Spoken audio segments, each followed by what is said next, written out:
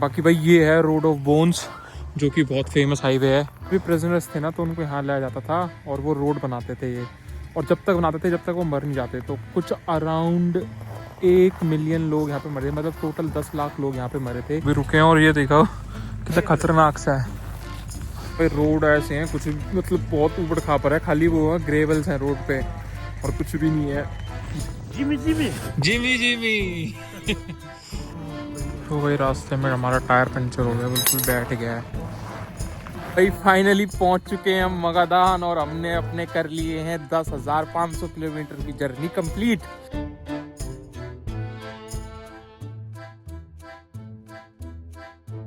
तो वही स्वागत है आप सबका एक और नई वीडियो में। जैसा कि आपने लास्ट वीडियो में देखा था कि मैं खानदिगा पहुंच गया था, और खानदिगा को फिर मैंने थोड़ा बहुत एक्सप्लोर करा था दिन के टाइम पे। अभी कुछ रात के 10 बज रहे हैं, और अब प्लान ये है कि हमारी टैक्सी आएगी रात को 2 बजे, और जो भी हमें लेके जाएगी मगादान। तो हमारा जो ट्रिप था वो याकूब से मगादान का था, जो कि टोटल 2000 किलोमीटर का है, जिसमें हमारा पहले प्लान था कि हमें ओमियाकॉन जाना है। बट ओमियाकॉन में पहुंच नहीं पाऊंगा, क्योंकि जो ड्यूरेशन है और जो टाइमिंग है वो मैचअप नहीं हो रही, क्योंकि मेरी है 22 तारीख को फ़्लाइट। तो खानदिगा जो है वो कुछ 450-500 किलोमीटर के अराउंड है फ्रॉम निजनी बेस्ती के याकूत्स पोलो। उसके बाद अब हमारी जर्नी रह गई है 3rd-4th, जो कि है कुछ 1500 किलोमीटर की।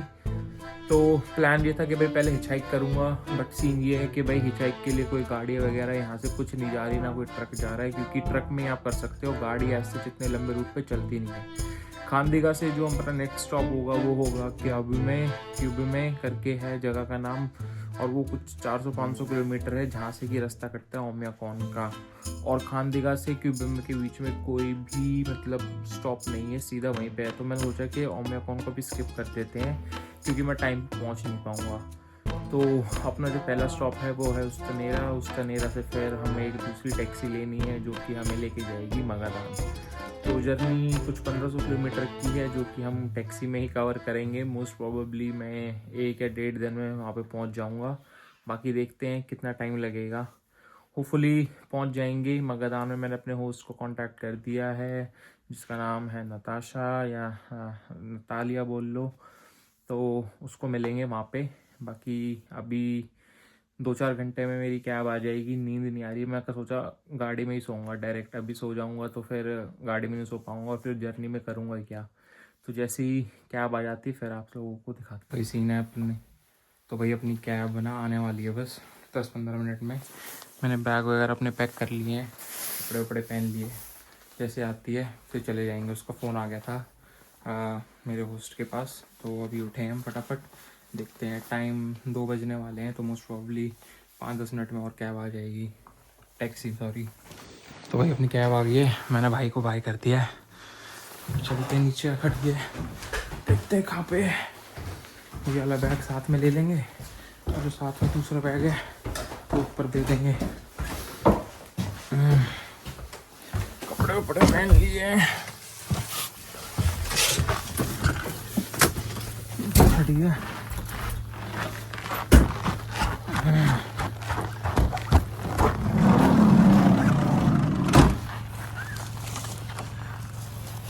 This bag? Huh? Yeah. Yeah. I like that. Okay. Это с собой.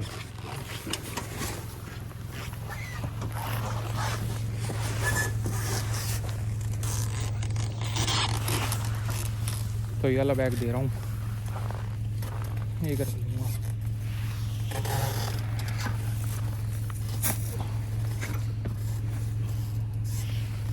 Only this. I'll take this with me. ठीक।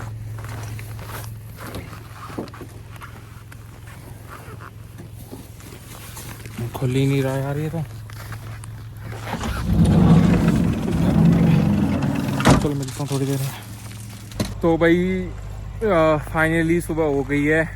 4-5-6 घंटे से ड्राइव कर रहे थे, और भाई कुछ नहीं दिख रहा था। अब सुबह हुई है, ठीक है। और टेम्परेचर पीछे अभी रुके हैं ये पेट्रोल वगैरह भरवाने के लिए। बाकी भाई रोड ऐसे हैं कुछ, मतलब बहुत ऊबड़ खापर है, खाली वो है ग्रेवल्स हैं रोड पे, और कुछ भी नहीं है। मोस्ट प्रोबेबली अभी मुझे नहीं पता कहाँ, मैंने चेक नहीं करा। तो उस तनेरा मोस्ट प्रॉब्ली हम 4-5 घंटे तो और लगेंगे मेरे ख्याल से। और दिन में मेरे ख्याल से अपनी होगी आगे की जो जर्नी है। टोटल जो किलोमीटर हम कर रहे हैं वो है कुछ 1500-1600 किलोमीटर, और कुछ 1000 किलोमीटर है मेरे ख्याल से उस तनेरा से मगादान। कुछ ऐसी जर्नी है। अभी मैं उधम से उठाऊँ ना, कुछ बोल नहीं पा रहा। बाकी थोड़ी देर में देखते हैं आगे का क्या सीन है। तो हाँ भाई, अभी चेक करा मैंने, हम क्यूबे में पहुंच चुके हैं। यहीं से रास्ता कटता है, मतलब यहाँ से 1-2 किलोमीटर पीछे जाना पड़ता है और वहाँ से रास्ता कटता है वो मैकॉन का। अब यहाँ से रह गया मेरे ख्याल से 250-300 किलोमीटर रह गया उस तनेरा। तो मोस्ट प्रोबली 1-2 घंटे में पहुँच जाएंगे, 4-5 घंटे नहीं लगेंगे। और जहाँ तो वही कुत्ते हैं बहुत सारे। एक कैफ़े भी है, पता नहीं यहाँ पे अभी तक तो रोका नहीं मेरे ख्याल से। इधर डायरेक्ट उस तनेरा में रोकेंगे, ऐसे तो कहीं किसी ने रोका नहीं कुछ खाने पीने के लिए भी। बाकी तो सोते ही आए हैं अभी तक तो। बाकी अब आगे का जो रहता है दिखाता हूँ।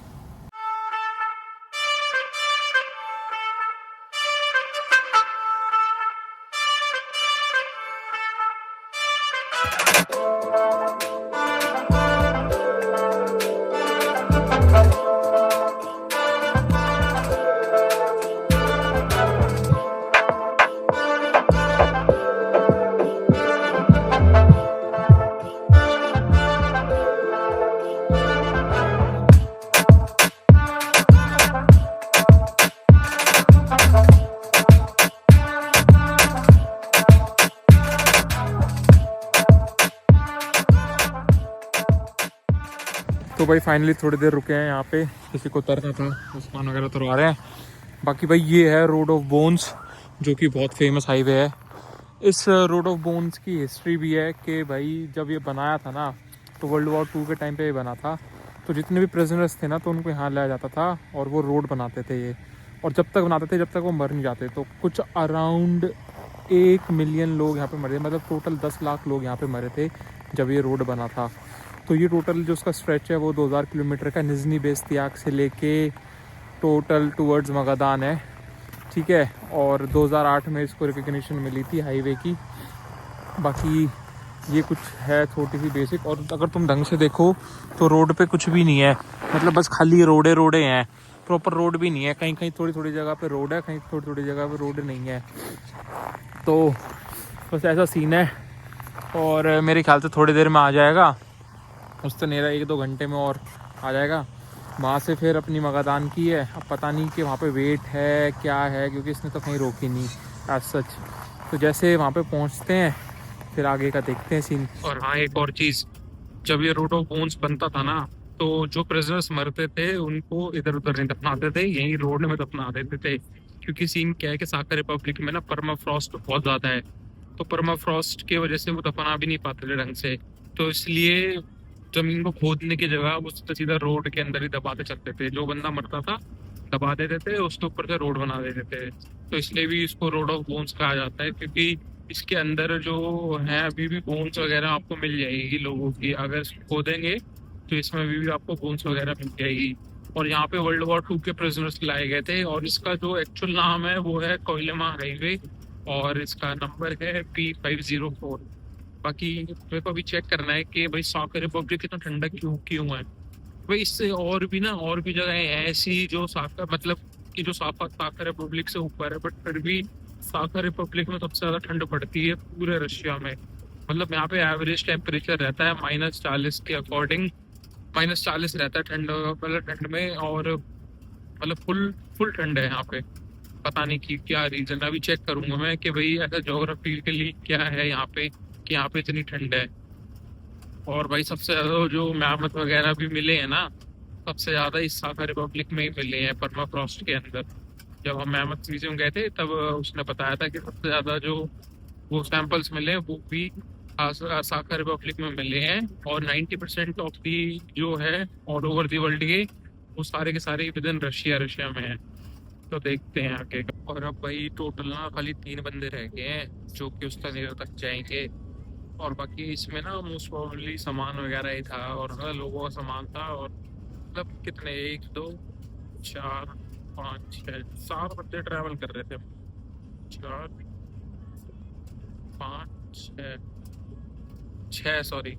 छः बंदे ट्रैवल कर रहे थे बस तंगेरा तक के लिए।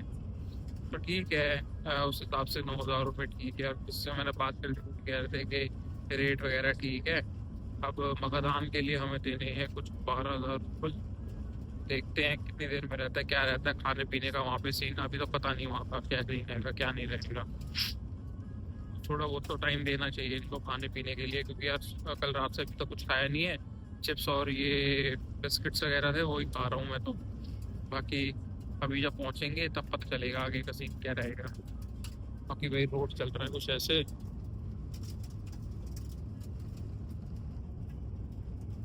और दूर दर तक कुछ नहीं है, कुछ नहीं बड़ा, खाली बंजर पड़ा है। और मैंने ट्रक्स देखे, जो ट्रक्स भी आ रहे हैं ना, एक दो दो चार, वो सारे के सारे वो पेट्रोल वाले जो ट्रक नहीं होते जिसमें पेट्रोल या डीजल वगैरह लेके जाते हैं, वो है।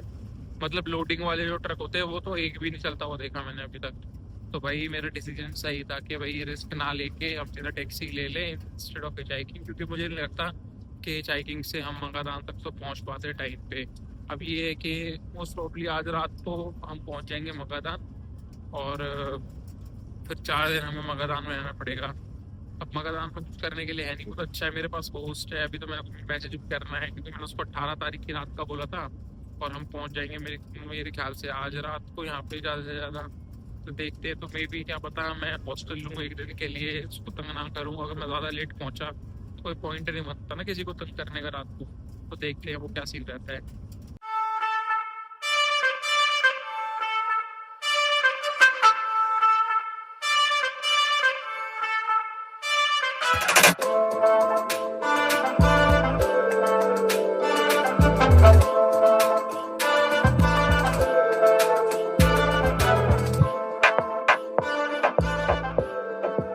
तो भाई फाइनली उस तनेरा पहुंच चुके हैं हम। कुछ 12 घंटे लगे हमें यहाँ पे पहुंचने में, अराउंड 1:30 बज रहा है। ठीक है, अब ये नहीं पता कि दूसरी कैब यहीं से है, यही लेके जाएगा, क्योंकि यहाँ पे दोनों बंदे भी उतर चुके हैं जो लास्ट बंदे थे। अब रह चुका हूँ मैं। अब इससे बात वगैरह होगी, पूछता हूँ कैसे क्या है, कौन लेके जाएगा, यही लेके जाएगा या कोई और लेके जाएगा। और भाई यहाँ तो धुंध वगैरह और पूरा माहौल ही अलग सा हो रहा है। दादा हाँ मैं बैग की जम गया मेरा। तो अभी बात करता हूँ उससे, फिर बताता हूँ। जिमी जिमी जिमी जिमी कह रहा हिंदू है जिमी जिमी। देखते हैं यहीं पे रुकना है क्या करना है, अभी पता नहीं है। तो वही इसकी तो पेमेंट कर दी है, अभी लेके जा रहा है। ऐसे जो मकादान लेके जाएगा उसकी बात करते हैं, देखते हैं क्या सीन है क्या नहीं। ठंडा है भाई यहाँ पे, तो ज़्यादा लग रही है मुझे यहाँ पे।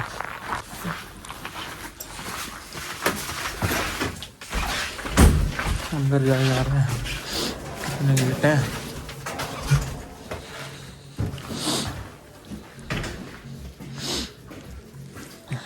तो वही यहाँ पे छोड़ के चला गया मुझे टैक्सी ड्राइवर।